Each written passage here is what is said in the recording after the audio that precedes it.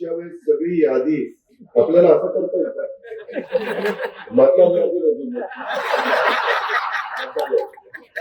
आमची म्हणून आर्थिक टाकायचं बाकीची अख्खी मतदार यादी जोड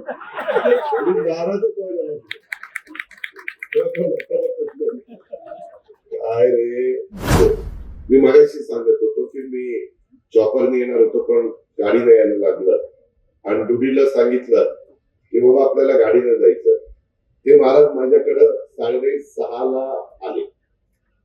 मी तर लवकर उठलेलंच असतो. मग काय माझी आलेल्या लोकांना भेटलो म्हणलं चला 6:45ला जाऊ त्याच्यामुळे लवकर आलो. पण मी 9 वाजेपर्यंत थांबलो कारण मिस्टर महादेव शिलारांनी पत्रिकेत 9चं टायमिंग दिलेलं होतं आणि त्याच्यावर 9 वाजेपर्यंत थांबणं गरजेचं होतं. पण म्हणलं चला तोपर्यंत कलेक्टर गिल यांच्याशी बोलू काय झालंय. मला इमारत पण बघायला आवडते कशी बांधली काय बांधली त्याच्यामध्ये थोडेसे काही मला गोष्टी खटकल्या त्या मी सांगितल्या. हे माझं घरचं काम नाही हे शेवटी जनतेचा पैसा आहे. जनतेचा पैसा सत्कारणी लागला पाहिजे माफकापेक्षा माझ्यासारख्या कार्यकर्त्याचे असते. आज मगाशी गिल यांनी सांगितलं एसपींनी की बाबा इथं जी 3.5 एकर जागा आहे ही पहिली दैनीय अवस्था माझ्या नारायणगाव पोलीस स्टेशनची होती. ही आता वास्तू बांधली शहराच्या मध्ये पण भर पडली गावच्या आणि आमच्या पोलीस खात्याच्या लोकांची पण सोय झाली. एक तर पोलिसांच्या पोलीस स्टेशनला न्यायालयात आमच्या वकिलाच्या दारात कोणाला जायला लागू नये पण नाईलाजाने काही प्रसंग आला तर जावं लागतं. त्यावेळेस आमच्याकडनं पण सर्व्हिस चांगली झाली पाहिजे.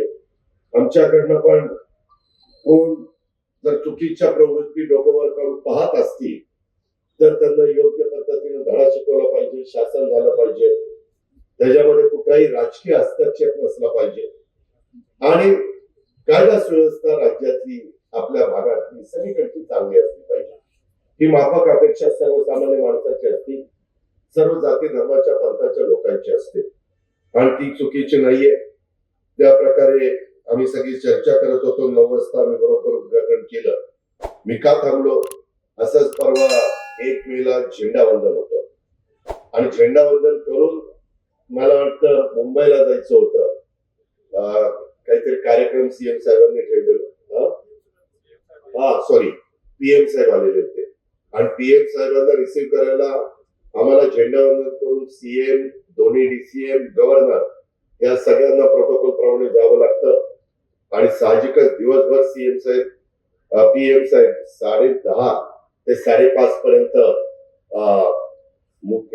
नीता मुकेश अंबानी जो कल्चर सेंटर उभं केलेलं आहे तिथं तो कार्यक्रम होता. फार वेगळा कार्यक्रम होता. अतिशय चांगला झाला.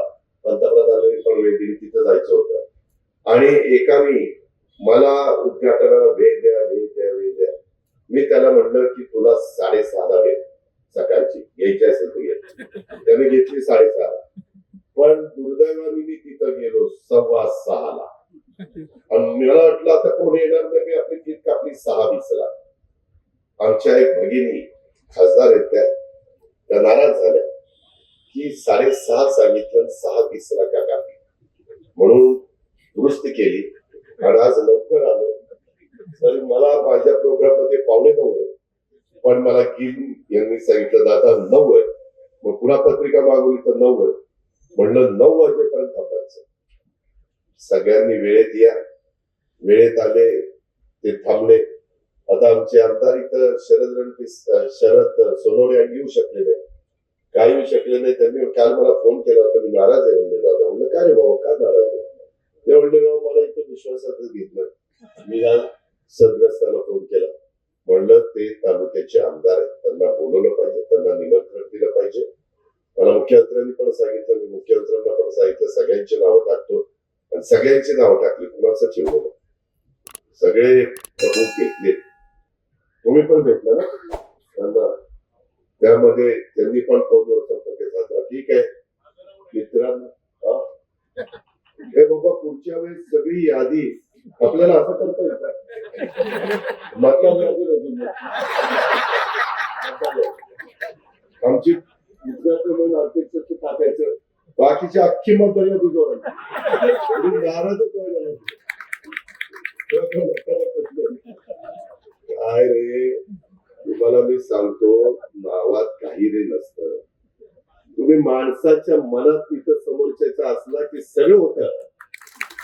नाव असलं काय, नाव टाकलं आणि माणसाशी संबंध चांगले नसते तर त्या नावाला काही टाकायचं तर ठीक आहे, तर नको जावं, तुला ब्रेकिंग न्यूज सुरू होईल. त्यांचं तर फार प्रेम चाललंय तुझ्यावर, काय विचारता तुम्ही, कुठलंही आणून मलाच जोडतात. काही तुम्ही बघा, काही संबंध नाही, काही नाही. या सगळ्या अधिकाऱ्यांना विचारा मी किती कडक आणि सगळ्याच्या बाबतीत मी तुझा भाव करत नाही. प्रत्येकाला मान सन्मान दिला पाहिजे, प्रतिष्ठा दिली पाहिजे आणि त्या पद्धतीने आपण वागलं पाहिजे.